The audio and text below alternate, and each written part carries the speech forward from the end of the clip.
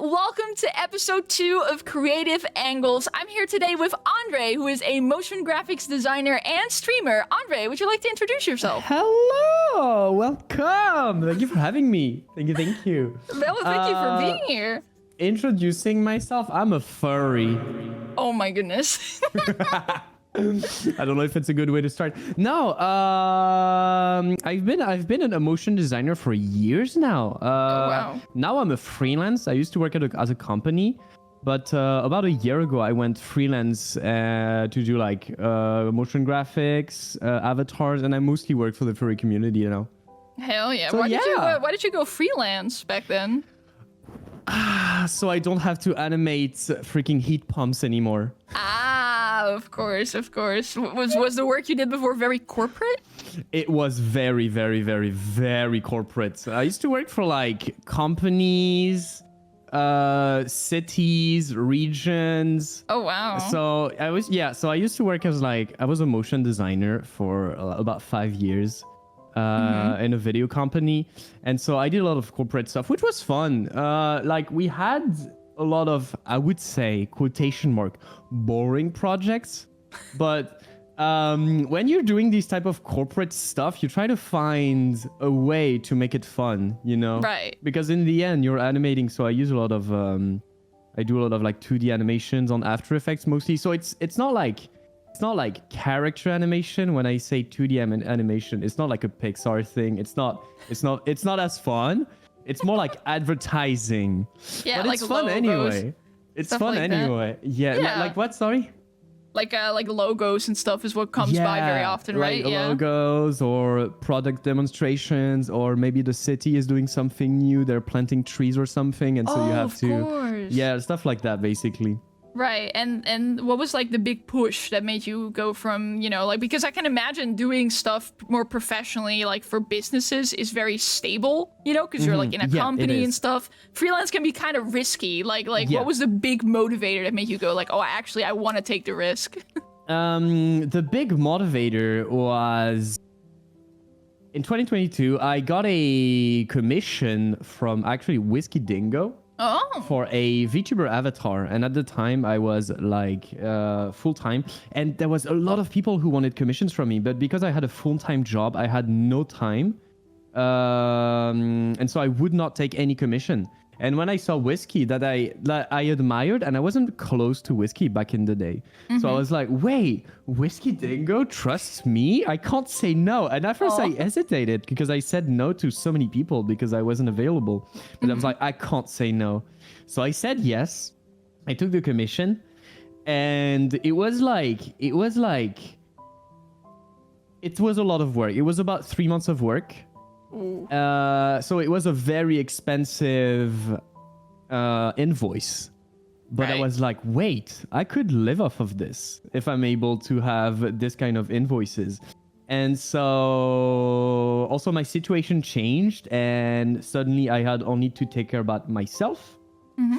And I was like, wait, actually maybe this would work.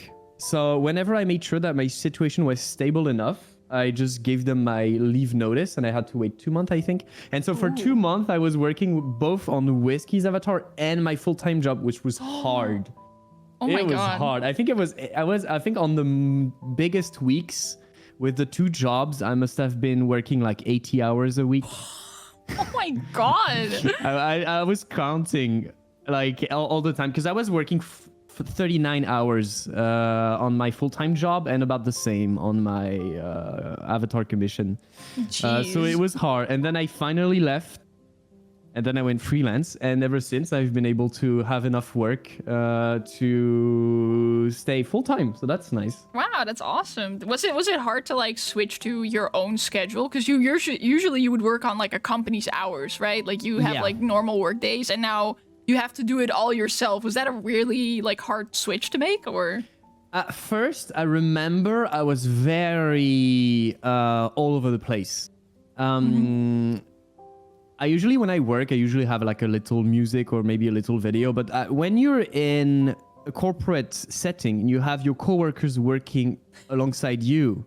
And you often have like your team, like kind of like my boss, but he wasn't really my boss. He was like my team manager. He often comes to see what you're doing and stuff like that. So it keeps you into that working headspace. When I was working for myself for the first time, I remember I was very scatterbrained. I had YouTube, Twitter open. I was like, how many hours am I actually working? Because I feel like I'm so distracted. So I ended up installing a software that tracks what window you have focused. Yeah, like minute by minute. And by the end of the day, I would see. And I think the first weeks of me being freelance, I would probably spend only a third of the day, only a third of the time in front of my computer actually working, and 2/3 doing something else. Oh my, did you find that out because of that software? Yeah, I did. And then you realize that I realized I was working a lot less than I thought I was. Oh my god, that is really smart actually. I never even thought about software like that. It was. I tried a few softwares. I forgot which this one was, but it was a free software and it made you a little nice graph with all of the software. You could also track what window you were what website you were visiting and stuff like that. So I forgot which one it was. Do you still use that, or do you just like? I actually don't. I think I reset my PC at some point and I didn't install it. I think I finally found my my way of scheduling. So what I will do nowadays is that every day before going to bed, I will make a list for tomorrow. Oh. And I'll make a checklist of like, tomorrow I want to do this, that, maybe. And so I put everything, work, but also like when I have to stream, when I have to do the washing machine. I make like a huge checklist of my day, and then I try my best to finish it. And usually it works well enough. I think I found smart. and ended up finding it, but it took some time. It definitely took some time. Were you already like, because like obviously you weren't presenting the way you are online, the way you were like at a company, right? Like your persona, character, things like that. Was that already a thing before you became a freelancer? Like your whole like furry branding, so to speak? Yeah. So I started streaming in early 2022, and then I left my company in early 2023, so I was already well into streaming at that time. Do you remember when, like, why you started streaming back then? Oh yeah, that was weird. So there was a Japanese furry artist that I was a fan of called Molo Molo. So it's MOLLOW and then again MOLLW. So it's a Japanese furry motion designer. And so they do like motion graphic stuff and stuff like that. They also draw, and I love their art style. They made the music video for I Wanna Be a Kimono. I don't know if you've seen that one. I may have. Yeah. So it's like a popular Japanese song about someone wanting to be a furry, basically. I want to be a kimono. And so Molo Molo made that one, and so they made like also some of their stuff with their character. And then I saw, when I was working at the company, I saw in the corner of my eye their character, and they were singing. So I was working at the company doing my motion graphic stuff for corporate. I don't know what I was doing back in the day. Mm-hmm. And then in the corner of my eye, I see a cute furry character singing, and I'm like, yo, wait, this is cute. What is this? And so I go to Molo Molo's channel, and then I fall in love with their work, and I've been a big fan of them. And then one day they make a live stream, and they have a super cute 2D character, and I'm like, yo, what is this? And so they have a very sketchy style, like kind of a simple style, but it wasn't like, it was simple, but it was super cute. And I was like, I want to do this. So I go back home and I'm like, okay, I'm going to go. So this was like before 2022, I think. Right. Was it before? No, it wasn't, like during 2022. No, I think it was like around January, like super early in the year. And then I start drawing it, and then I install, and then I figure out that you make a VTuber avatar, you create it with a software called Live 2D. Mm-hmm. So I download it, and then I start rigging, and I look at tutorials and stuff, and I'm like, oh wait, that's pretty fun and stuff like that. And after 3 weeks of rigging, I end up with the first version of my avatar. I make a little teaser with my motion graphics skills, and then it blows up on Twitter. Oh my god. And I'm like, huh?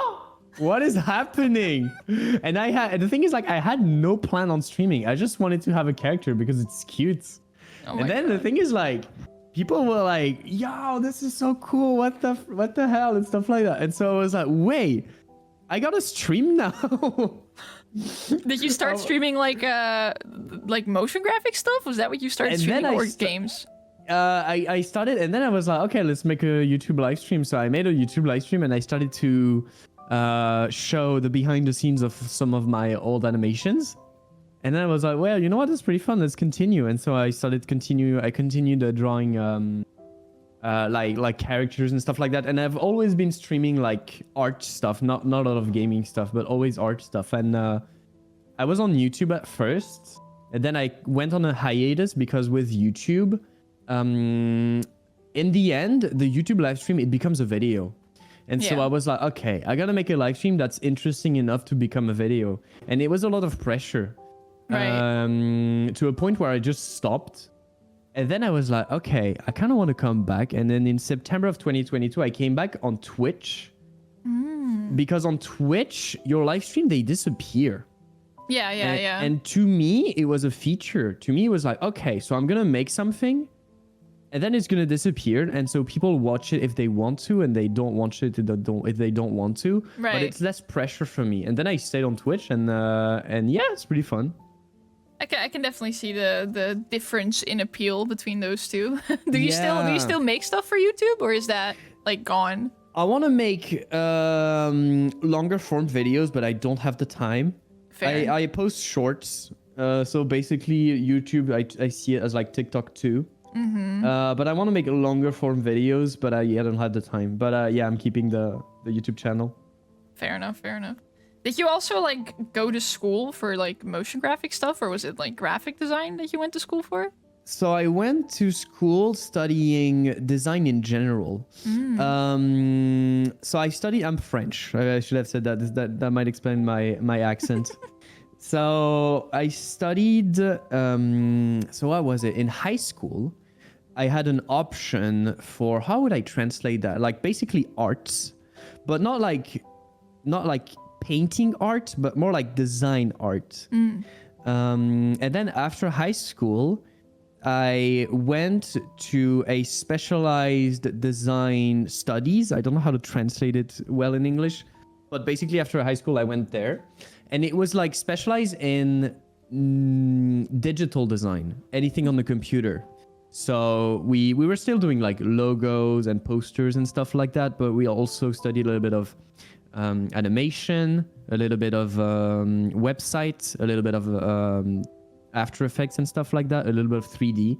But the thing is, like with these types of courses, I went into the public schools. I think it's great that we have public school that teaches this kind of stuff. Because I mean, public is like you pay like 1,000 times less than private schools. Yeah. And the thing is, like, it's less specialized. Usually in France, in private school, you can specialize in 3D, in 2D, in like character animation, in illustrations. Like you have so many different specialization.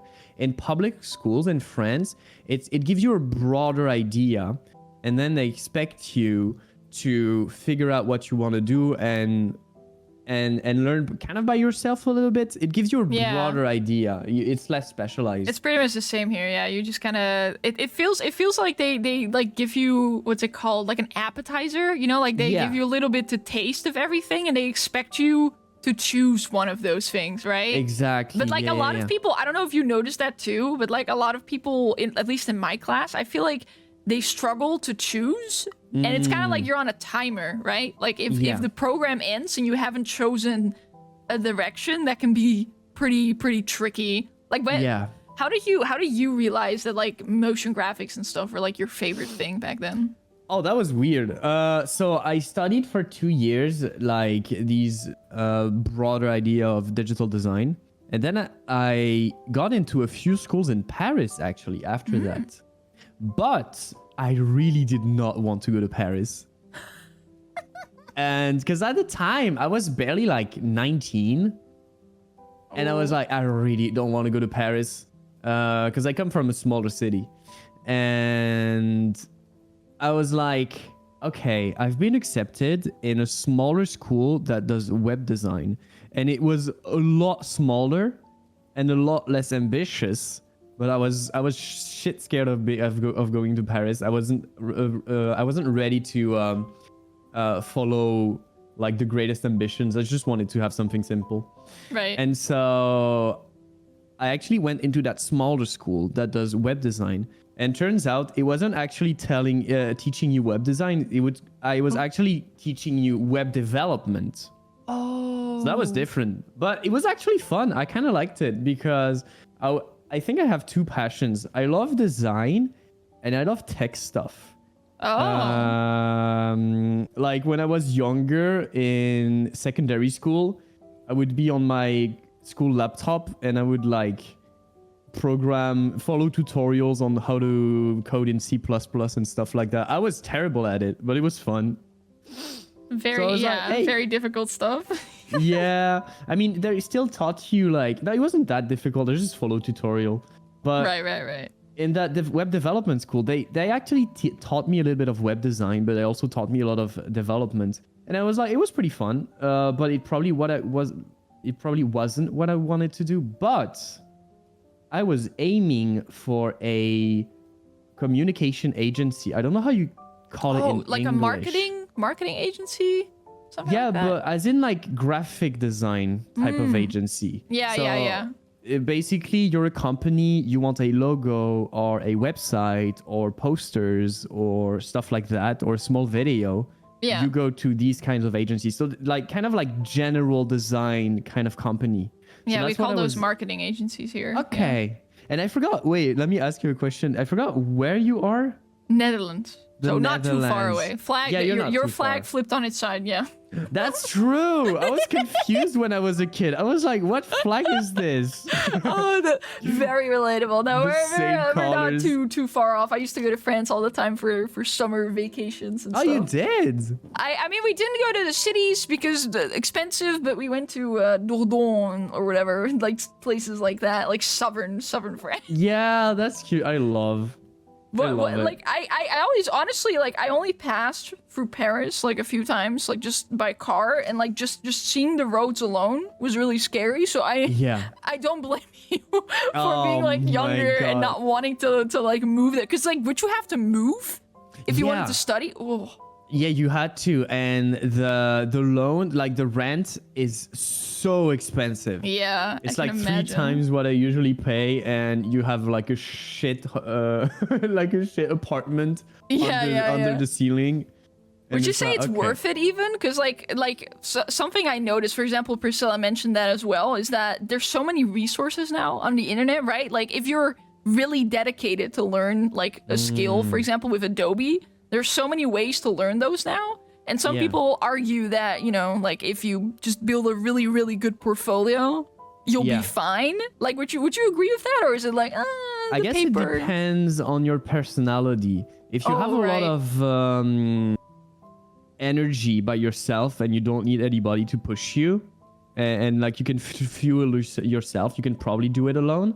But I still think, even though I did not want to go to Paris, I still think being around other passionate people makes you go further. Right.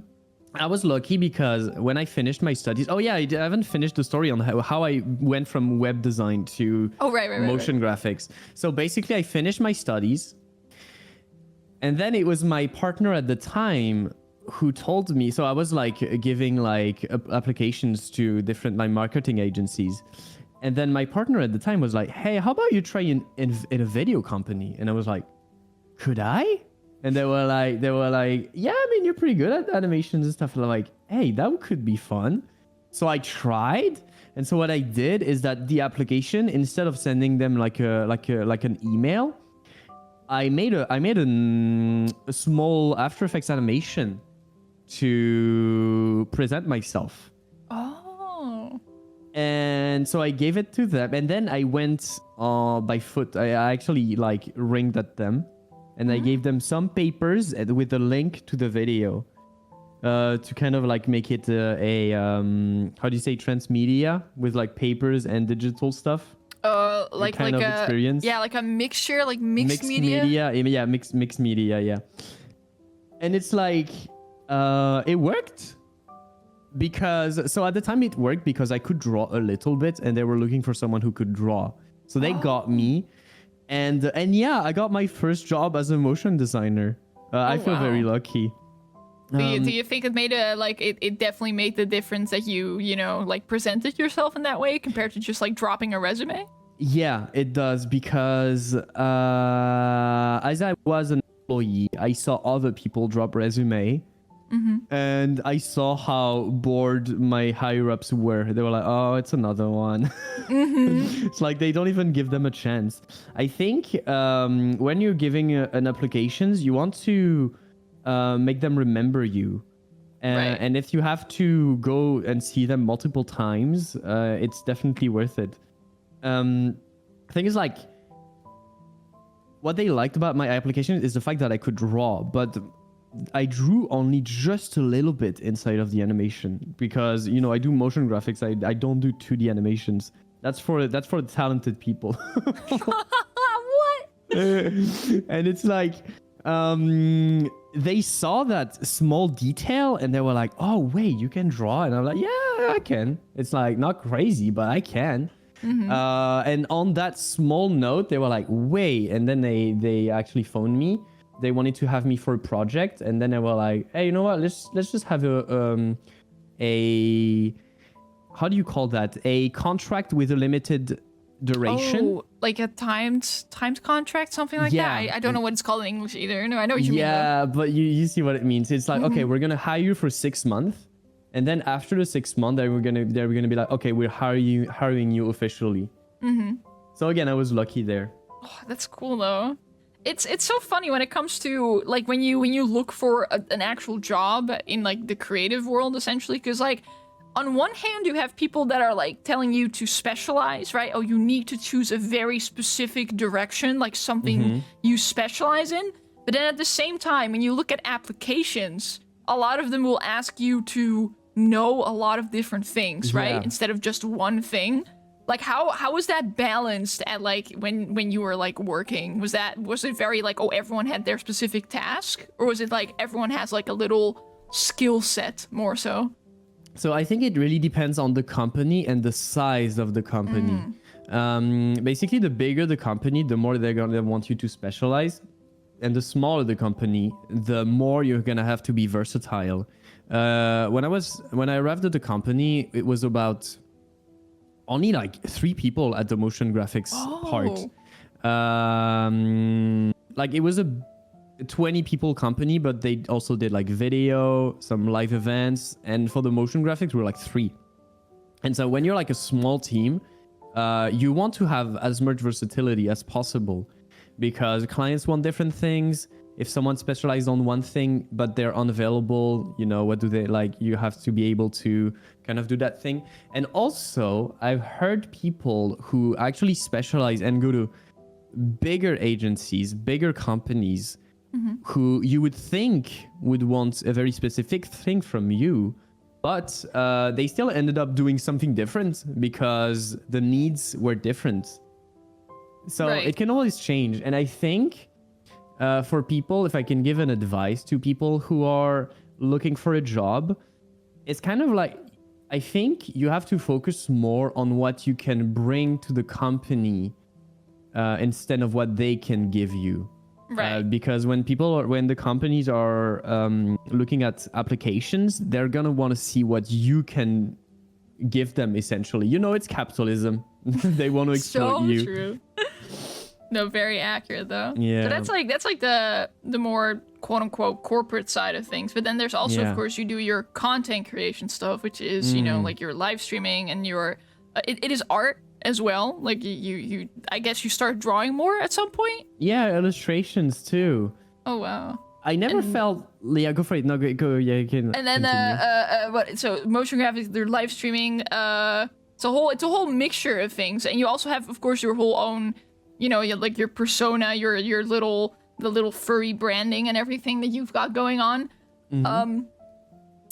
There's a lot of people probably that, because VTubing and like putting yourself out there this way is still super new, right? Like back in the day, you would need to, like you say, approach companies more or, go to things directly. And now you hear stories of people getting hired just because of the things they put on the internet, right? Yeah.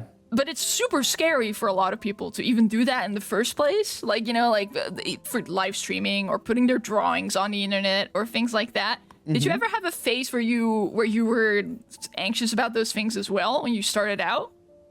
The thing is, like, when I started out, I had no ambition. I had my full-time job, which was my main thing, and the furry stuff was more like, a passion project. Not even a project, passion thing. I just made stuff and I wanted to share it online, but I had zero expectation.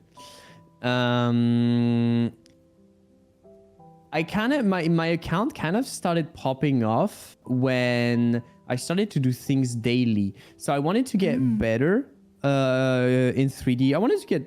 So when I arrived as a motion designer, I kind of felt like a fraud in a way. So I know nowadays I do like these big crazy animations, but when I was just out of school, I had like 1% of what I can do right now. And I kind of felt like a fraud. It was good enough for the company, but I wasn't comfortable with my own skills. Right. And I told that to my manager at the time. And the thing is, like, I was working next to a coworker who did an actual private school who specialized in motion graphics. So he had a lot more skills than I do. And so I would learn with him. He would show me some effects, some techniques and stuff like that. And I guess I ended up learning because when you do animations like 5 times a week, every like 5 times a week, like for the 4 years, you end up picking up a few things. And then I think I started to feel comfortable with my own skill inside of the company after about 2 years. That's 2 years of me doubting myself before being like, I think I started to feel comfortable with my own skills when I became the one to teach the new coworkers, because we would hire new coworkers and I would teach them stuff that I've learned. The cycle continues. Yeah. And so I would want to like learn a few stuff, and then I saw the work. So I was very much inside of the motion graphics community. So you have the furry community, but you kind of have a motion graphics community of like people sharing references and talking. And I live in a place where you have actually a lot of motion design schools. So you can meet a lot of people passionate about motion graphics. And I would talk with them and they would share references. And then you also have a few events. There's one called Motion Plus Design, and it's like a talk. It's kind of like a 1 day of talk shows about by real motion designers from all over the world. And there was one in Paris that I went to. It was pretty fun. And so about all of these references and all of the people that, like all of the big artists, all the big nouns of motion graphics, there was one called Beeple. And you may have heard Beeple because he's the guy who sold NFTs for millions. Oh. He's the one who did the weird Donald Trump one. Oh, dude, the name sounds really familiar. Yeah, he's the guy who became a freaking millionaire through his like weird NFTs. And so before he was into NFT, because I started like NFT, when was it? 2020 or something? Yeah, like last year. Oh, this is older than that. I mean, it died last year. Whoa, time has passed so fast. Yeah, 2020 was 4 years ago. That's crazy. My God. Oh my God. Yeah, if you could believe it, the freaking I don't know if you can say that. The bad thing that happened in 2020. I gotcha. That was 4 years ago. Oh man, I honestly like NFTs. Obviously, like they were doomed to die out, but something about people who just took the chance to make bank with their like stuff like that is so funny to me. Like they saw the opportunity and they took it. You know, like it wasn't that bad for them. You know what's fun is that when that happened, the whole thing with NFT, I was active in the furry community and active in the motion design community, and like furries, they saw the bullshit like straight up. Oh yeah. But the motion graphics community, they were all into NFTs. Man. So many of my friends did NFT projects and started their own token and stuff like that. And I was like torn between the two. I was like, wait, what is happening? What the frick is a non-fungible token? Wait, you mean you can... And so my motion graphics friends, they were like, yes, but for the first time, digital artists can sell their artwork. And I'm like, wait, that's a cool concept. And then I discovered, and at first I was like, wait, you can sell your artworks? That's cool. I like artists getting money, right? It's fun. And then I was like, and so they started to talk about it, and I was so confused because I didn't understand. And then I started to look at what kind of artwork I could put as an NFT because I had no idea how it worked. And then they tell me you have to pay to turn it into an NFT because you have the freaking crypto miners have to mine your freaking artwork into the blockchain. And I was like, huh? It makes no sense. You have to pay? And you have to destroy the planet with freaking graphic cards and into warehouse. It's so funny because it's like when you look back now, it's like a part of me just can't blame the artists for like jumping on the trend because like there's such a problem with like any art, right? Like just people undervaluing their work. And then this NFT thing comes out and like people get like actual money for like the things that they do. And it's like, dream come true. And they'll like go through anything. the idea of being like, okay, you take your art and it becomes one of one and then you put it and then people buy it. And I'm like, that's a great concept. Yeah, the idea is not bad. And then turns out it's just like destroying the planet, money laundering. Oh, there was this other thing. I was like, okay, I guess we're talking about NFTs now. There was this other thing I was so confused about and nobody seems to be talking about. What? Is that they're being like, okay, it's a one-on-one. So they'll be like, okay, so this artwork that you've put into the blockchain, I hate this so much. But at first I was confused and I was trying to figure out what it was about. And I was like, okay, so you put it into the blockchain. What prevents me from copy pasting it and making it again into the blockchain or in another blockchain? And they were not able to answer me. It is. And I was like, how do you prove it really is so confusing. Just... It is. I am hoping because like there were things like I remember Adobe changing something that like when you export a file, there's like metadata that like shows who made it originally or something. Yeah.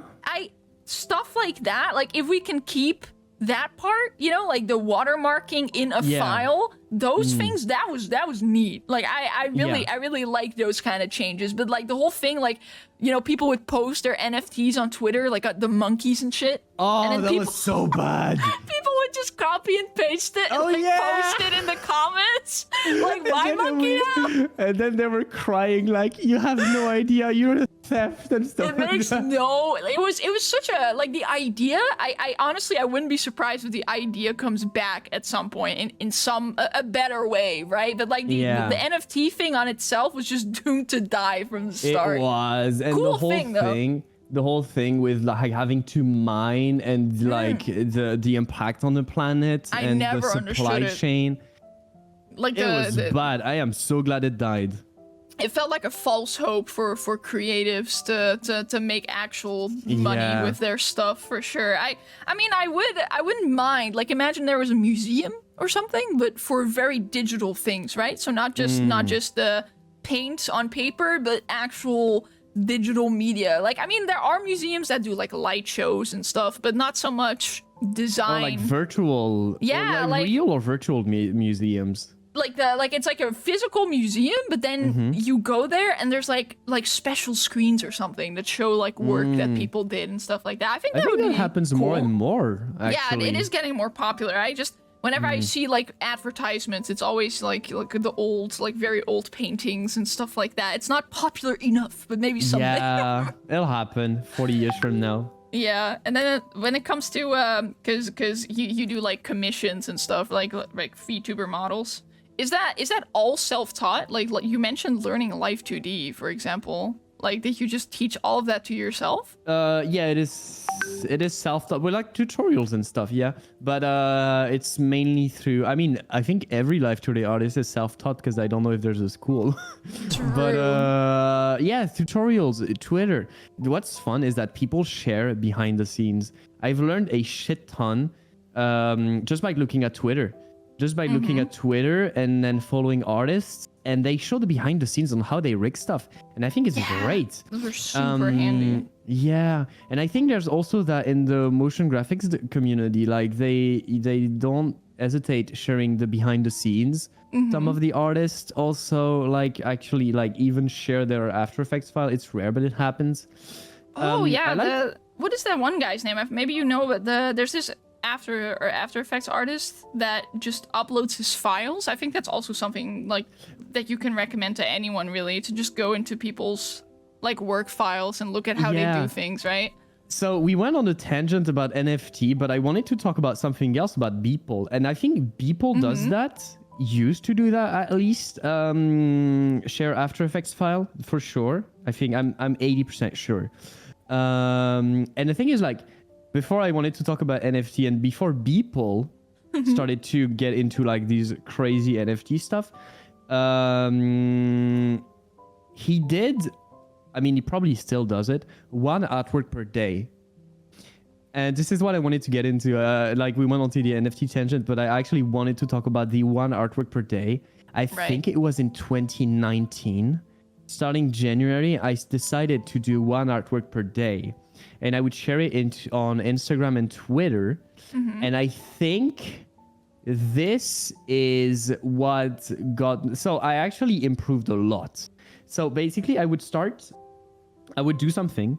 And if it wasn't good, it's okay. And this is an idea from Beeple. So in 2018, I think he was into Motion Plus Design Paris, I think. And then he showed his work. And the thing is, like, he would do one thing a day, and even if it sucked, he did one thing a day for about 10 years. Oh my god. Yeah. And if you look at his first year, it's a bunch of color pencil drawings. And at some point, it was like crazy After Effects and Cinema 4D animations every day. Like it doesn't, and so the thing is, like, it doesn't have to be crazy good, but what's important is the consistency.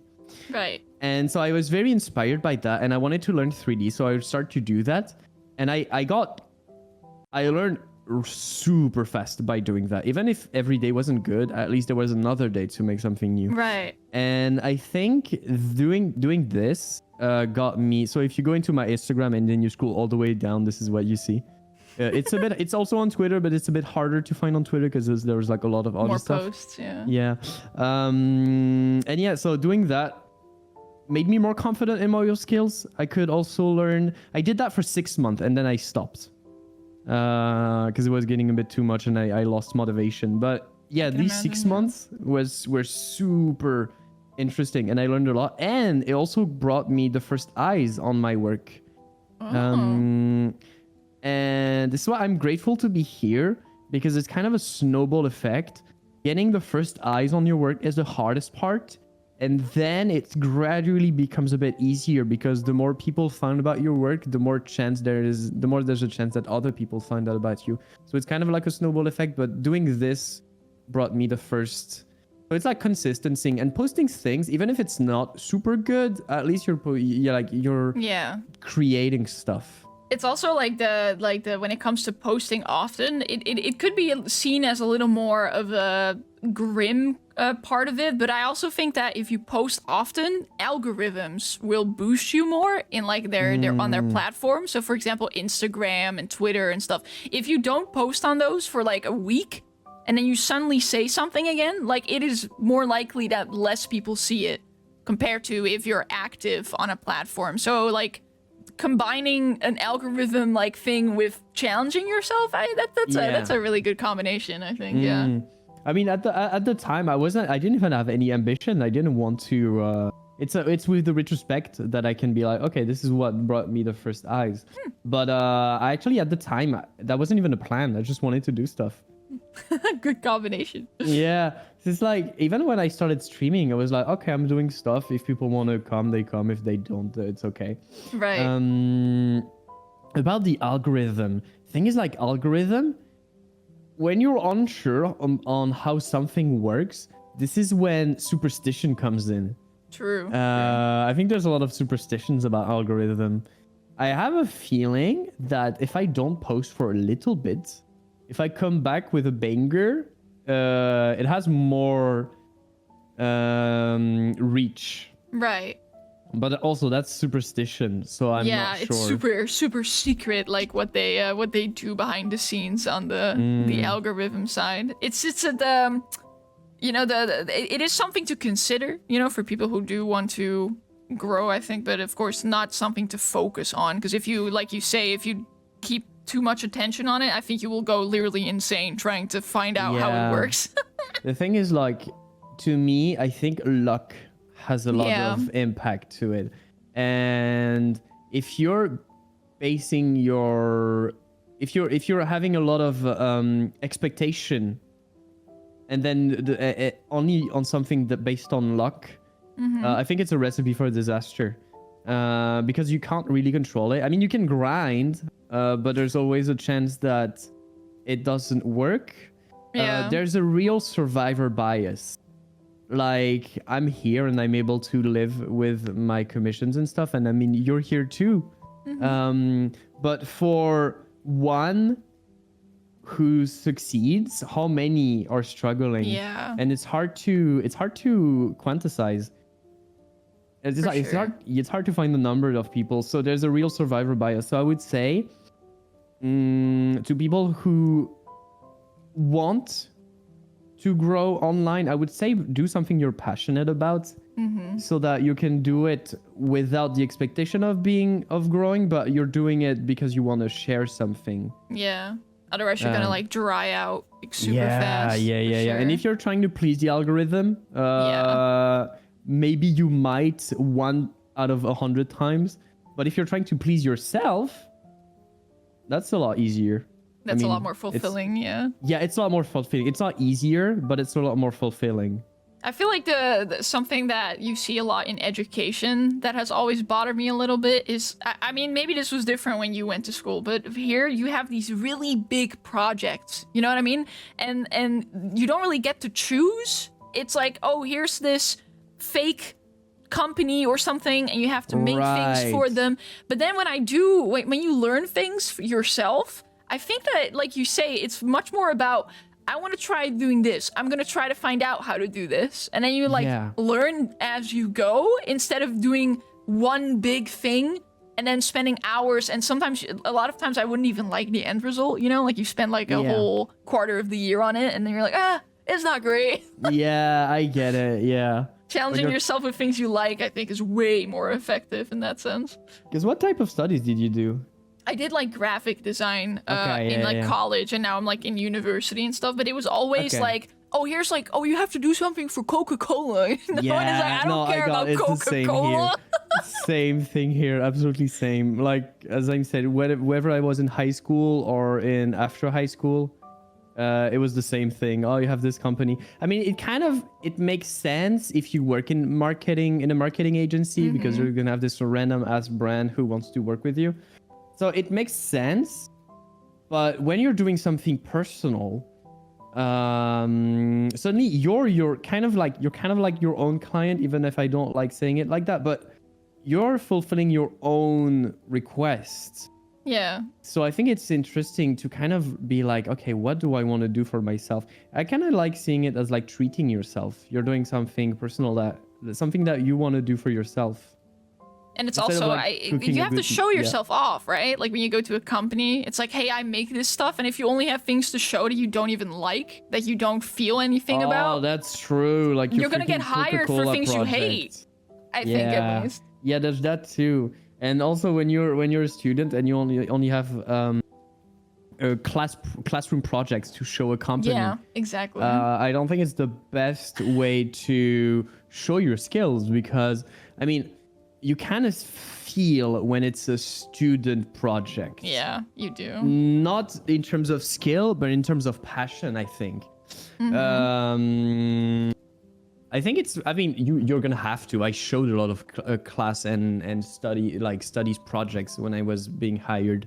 But I think if you have something personal to show, it's a lot more, it reaches the heart deeper of the person who's looking at it. I think it's surprising. Like, I remember I had a very short period where I was like, oh, I'm just gonna go work. And I applied for I had an interview. And I mentioned kind of on accident, I was like, oh, I also do illustrations, right? So I have like all my design stuff, and then that came up, and they were like, oh, can we see it? And I freaked out, right? Because I was like, oh, I only have like pony stuff to show, but I couldn't really get out of it. So I, pulled up the iPad, I showed it to them, and it wasn't even really about the art itself, I think, but they were so excited by the fact that I had something that I really liked and put so much time into. And people like to see that, right? That's true. It's also like something that always bothered me with students is when they do these, those tutorials, like, oh, we're gonna make this exact thing in Illustrator or this exact thing in After Effects, and then you just kind of copy paste what they're doing, and it's like you learn skills, but they're not really portfolio material because you just took something someone else made instead of like making it your own. It's a whole portfolio. I think is one of those things that they really need to give more attention to, like how you present yourself to literally anyone, like companies or clients. Yeah, it makes sense. And I think you're right. Like, I mean, for me too, when they saw my little illustrations, they were like, oh, wait. Yeah. When you have something to show that you're passionate about, that is personal, and that not a lot of students that come out of schools have, I think this is what makes people,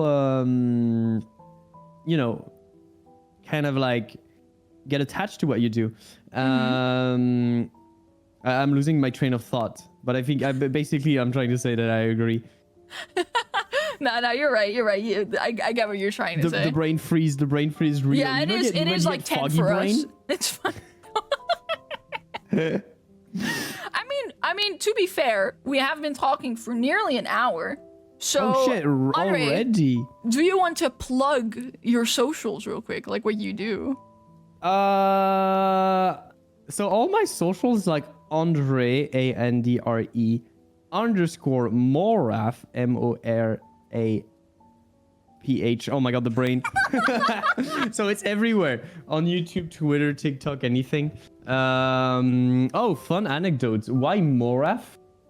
So I had multiple identities. If I can give it more anecdotes. So I had my furry Twitter, and then I had a professional Instagram. And I wanted my Instagram to be for companies and Twitter to be for furries. Right. And then I was like, when I started to merge the two to make it one identity. And now I don't hide my furry identity even to the normies. Yeah. So I was like, okay, I'm called Andre, but I need something. I need something because there's too many people called Andre in the world. I can't have the tag Andre. So I need something. And then I used my Instagram, which was moraph. So I just was called moraph back on Instagram. And so it's like, it comes from MoGraph, which means motion graphics. I just dropped the G to make it shorter. Smart. It's simple. Do people around you know about your like furry thing now? Oh, they do. My family, my old coworkers. Right. They do. How do you tell them about it? Like if they ask, like what it is? I just tell them. I just tell them I do furry stuff. If they don't know what furries are, I just tell them it's people passionate about anthropomorphic characters. I just like just be chill about it. It's like I definitely noticed that like on my end as well, right? Because like I used to be very secretive about the whole pony thing as well, but now my professors know about it. And they're super supportive because they don't see, they don't see like, oh, she's into My Little Pony. They see like, oh, she has something she's passionate about, and that's way more important. So it's if anyone, if there's literally any person listening who's really good, they're like shy about their, interests or whatever, seriously, don't be. It is so much more worth to just put yourself out there and however you want to be put out there, to be honest. And when you're being yourself, it's like you have more interesting things to show the world. Yeah, exactly. And I think age has a lot to do with it too. Like the older you get and the older people around you get, the more you realize that they don't care. Yeah, exactly. Like adults, they don't care about you. I mean, they care about you as a person, but they don't care about what you do with in your free time. And it's like when you're in secondary school, when you're young, there's a lot of social pressure to conform. Yeah. And I think younger school age is very rough. It's very cruel. It's like a fucking it's like a minefield of like insecure teenagers, really, like school and stuff. And I kind of find it again on TikTok. Yeah. Because the TikTok is kind of this cesspool of conformity, and anything that's different gets annihilated with hate. Yeah. It's like it's kids. It's how kids act. Because it shows I don't know. The demographic is of the app, I think. Yeah, for sure. yeah. Twitter has that, but less. It's just different. Yeah. But you notice it when your stuff goes, for example, if you have a post that goes viral, right? And it goes outside of your target audience. I've noticed it. Did that happen to you? I mean, it has on like TikTok, but not really on Twitter. But some of your posts have gotten really big, so I cannot imagine you haven't gotten it some of happened those. To me a few times, and the thing is, like, oh god, I did a few artworks, and I like exploring my own gender identity, my own presentation, and sometimes I do artworks that are a bit more risque, a bit more. So it's still. I won't say it can be suggestive, but it's always like fully drawn, like fully closed, it's right? Not it safe can be for suggestive, right? At worst, it's questionable. And when it pops up and then the algorithm picks it up and shows it to people who don't know me, oh, bro, I read some messages, and the thing is, like, I could have thousands of people liking it, but the 50 people who absolutely hate it. It's like it's harsh. It's harsh. Yeah. There's actually some people, they see this and they want you to be hurt, and you're like, okay. Yeah. All right. I didn't want to make you mad. It says more about them than it does about the person who made the thing, for sure. It's like I can't fathom putting energy into just hating on things on it. Like, you have to be so bitter to do that. Yeah. So I just kind of I mean, it is obviously, it has an effect on people. I like people are always like, oh, like haters, they're just this and they're just that. Like, I mean, of course it sucks if you get those kind of, messages or whatever, but you just gotta keep moving, and if it helps, you gotta do it in spite of them, to be honest. And then you forget. Yeah, exactly. Thing is, like, I think it has. I don't know anything about like social stuff and psychology and anything, but I guess it has something to do with like social pressure and conformity. Yeah. But yeah. Depends on the culture as well, for sure. Depends on the culture too. But it's people just it's like the moment you realize that you can just do whatever makes you happy, it's very freeing. It's very freeing. Exactly. Yeah. And even adults around you, unless you're in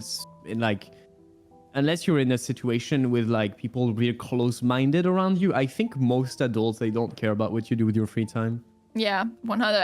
Healthy adults do not care about what makes you happy. Healthy adults don't care. Yeah. I absolutely. hope it's the case for you and people listening. For sure. Anyway, Andre. Yes. thank you so much for coming for this little. I guess it was I want to fun. call it an interview, but it doesn't really feel like an interview. I talked more than you. Yeah, it's more like it's like a conversation / interview thingy. I don't really know. Yeah, it was fun. Yeah, it is. It was a nice little chitter chatter session, I would say. If you guys want to, make sure to check out Andre. He does live streaming. He does amazing motion graphic stuff. You can hire him, I think, if you want. Oh, I am full for the entire year. The entire year? The entire year. Whoa! I'm sorry. Busy. Okay, maybe next year, guys. Maybe next year. Anyway, thank you guys so much for watching, and we'll see you in the next episode. Thank you. Bye bye.